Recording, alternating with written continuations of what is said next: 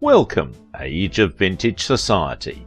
William Shatner rose to pop culture fame thanks to his iconic role as Captain James T. Kirk on the original Star Trek television series and subsequent films.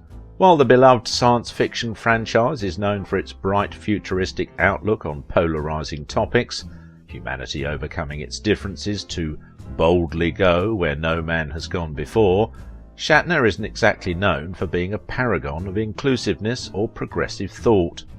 How William Shatner's $500 uranium stocks let him pursue his acting career. Make sure to watch the video until the end and leave your thoughts in the comments. If you are new here, join our wonderful community by subscribing to the Age of Vintage channel. The shady side of William Shatner. The loneliness during Star Trek years. Remember, you can't beam through a force field, so don't try it. What can you say about the icon of icons, the cult figure of cult figures, the man who is one of the most worshipped individuals in television history, Mr. William Shatner?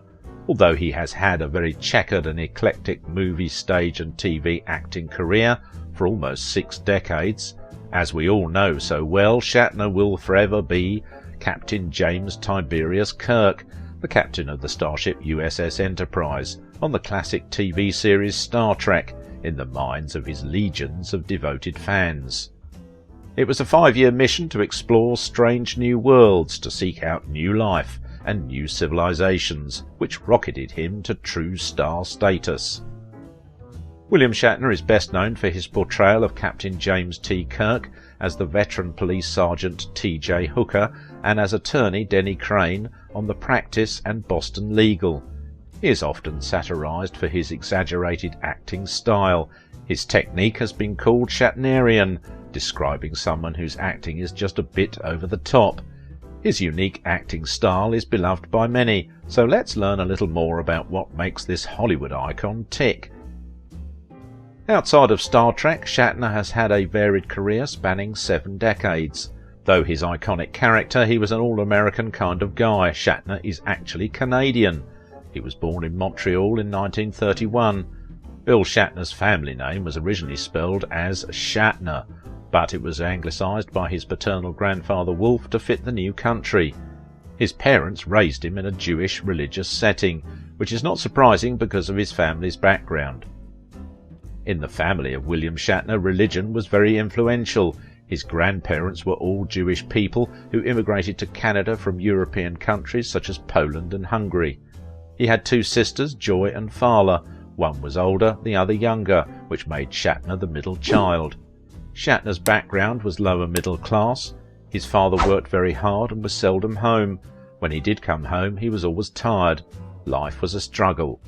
He had a stable childhood and attended 2 schools in Montreal, Willington Elementary School, and then he went on to West Hill High School. In addition to being raised in his religious tradition, young Shatner worked as a camp counselor at a Jewish summer camp in Canada. The campers were mostly Jewish youngsters brought over from war-torn Europe. Over the summer, Bill taught a young Belgian boy named Fred Bild to speak English. Bild later became an important Canadian diplomat. After high school, although he had the opportunity of acting, he chose to go to university. He attended McGill University, also in Montreal, and went on to graduate with a degree in commerce in 1952. Because of his poor background, Shatner paid for his education. That is, having been said, he lived at home until he was 21 while putting himself through university. He started his career in entertainment when he was still a child. He started performing for the radio programs of the Canadian Broadcasting Corporation. He also joined the Montreal Children's Theatre, which still has an existing program. When he was enrolled at McGill University, Shatner still tried his hand at acting, which is why he spent his summers performing with the Royal Mount Theatre Company. He graduated with a degree in economics from McGill University and disappointed his father by not selling men's suits. Shatner stated that neither one of his parents really influenced his choice to go into acting, but concedes that he might have inadvertently been given a push from his mum. When he was a kid, he took acting classes from a couple of ladies who had a little school in their basement. The experience taught him how to memorise lines and deliver them with conviction, and he said that that was what led to his future acting career. After he graduated, he changed his mind and turned to acting. Good for us. Shatner was trained as a classical Shakespearean actor, and his first big acting job was in 1954, performing at the world-famous Stratford Shakespeare Festival in Stratford, Ontario, helmed by legendary English director Tyrone Guthrie. He spent the ensuing several years playing supporting roles before assuming more substantial parts in a range of classic plays. A production of Christopher Marlowe's Tamburlaine the Great, in which he played Usam Kassain, travelled to Broadway in 1956. In his third season performing at the Stratford Festival, Shatner was the understudy for the legendary Christopher Plummer in a production of Henry V. To his good fortune, Plummer was felled by a kidney stone one evening, and Shatner got his lucky break. According to Plummer, Shatner was original to the last, and he knew then that the SOB was going to be a star. In the early 1950s, Shatner sank $500, his entire savings, into uranium stocks. A day later, the Canadian government announced they were no longer purchasing uranium.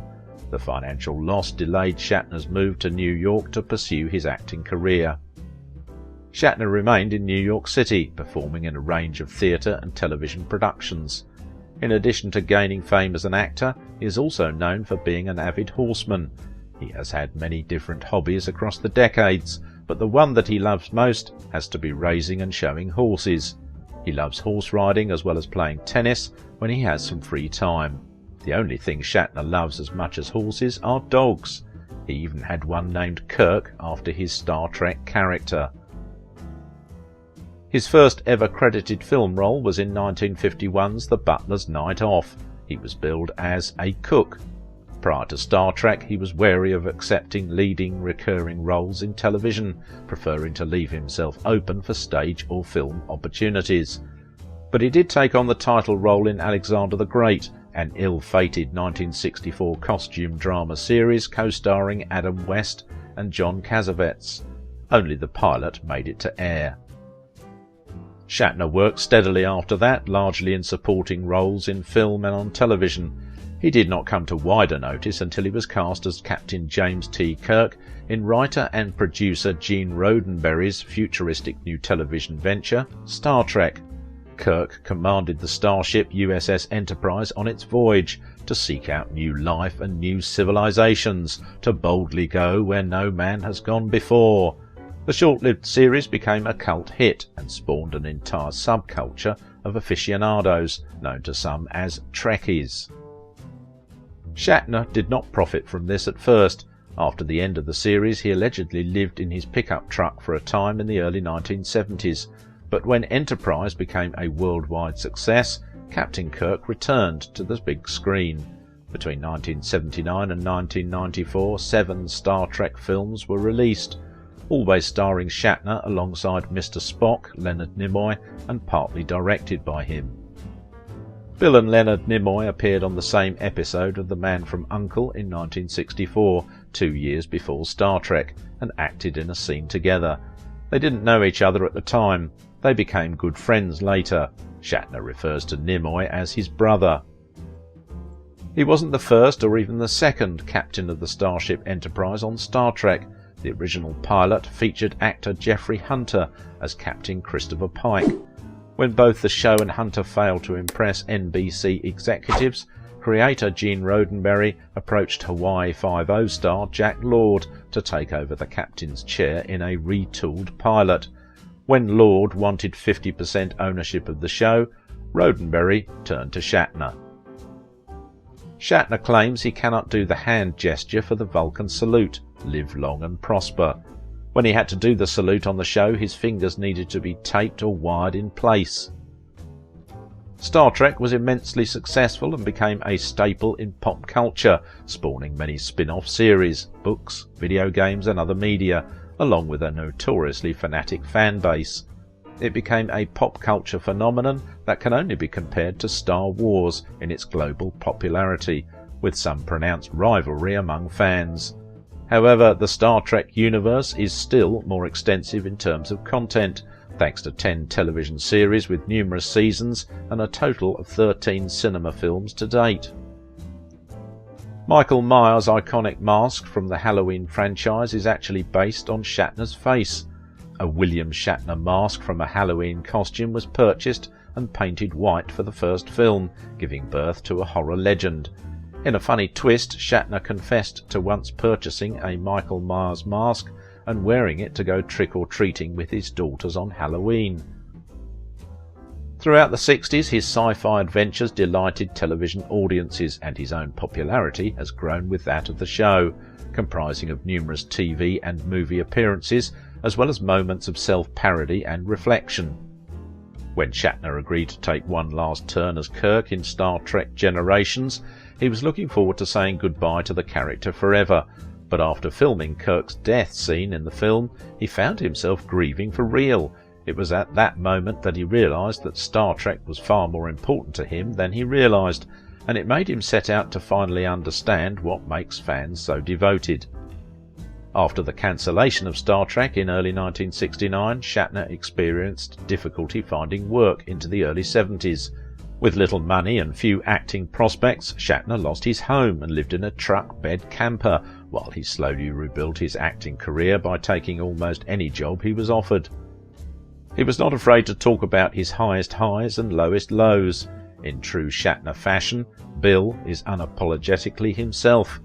In his one-man show, Shatner's World, the entertainment icon will dive into all aspects of his personal life and career without a second thought. He has spoken of the loneliness he experienced at the height of his Star Trek fame. The actor shot to fame as Captain James T. Kirk, commander of the USS Enterprise in the sci-fi series which originally ran from 1966 to 1969. I've got a very full creative life. I am more creative now than I've ever been, and so that aspect of my life has not slowed down. Something very meaningful was said to me a while ago by an agent who said, "Every time I talk about you, they ask me about your age because of insurance. They talk about, can we insure that guy?" So that's a problem for an aging actor, and what I seem to have done, basically inadvertently, is use my wits and my intelligence to do other things. As a young actor, you're always balancing on the precipice of failure, and you're about to fall all the time, and you stumble back and something comes along and it's successful. You're okay for a while, and then you agonize over everything. Shatner is also a singer. Shatner has produced a fair few songs over the years, with many of the covers of other famous songs in his signature spoken word style. Many critics say he seems to be reading the lyrics rather than actually singing them. Listen for yourself and judge it. His album, called Love, Death and Horses, said he wishes he knew when he was younger that fame and success do not prevent loneliness. He said, "The album is autobiographical and one of the songs is about loneliness, how much loneliness was a part of my life. It is a part of everybody's life, no matter how much attention you get, and how happily married you are, and how many children you have. As the song says, we're all essentially alone, and the big mystery is, will there be anybody there at the end? So loneliness is a huge aspect to what I felt all those years ago, but I'm still alive. I've still survived loneliness. Had I known all those things, I might have assuaged that, but if I knew then what I know now, I wouldn't know now what I know."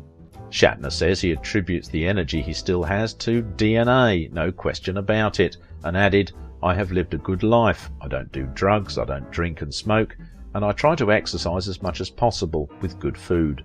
However, he revealed he is currently suffering from a serious injury, saying, "My shoulder is shattered right now. I cracked the bone falling off a horse a couple of weeks ago, so my left arm is bad, but I keep exercising it. It's getting better and better. But I've had the good luck of not having anything really debilitating, so nothing has sapped my energy."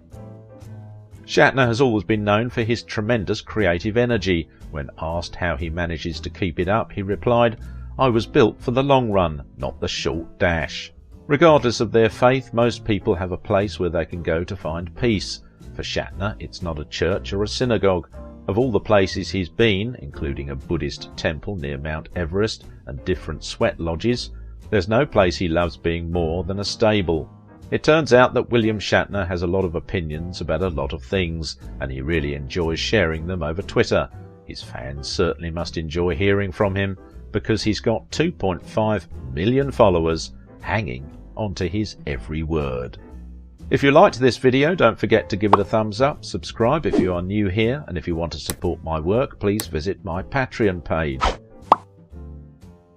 Now it is your turn. What do you think about the life and legacy of William Shatner? Though Shatner now resides in the United States, he's still a proud Canadian. He was part of that country's Olympic closing ceremony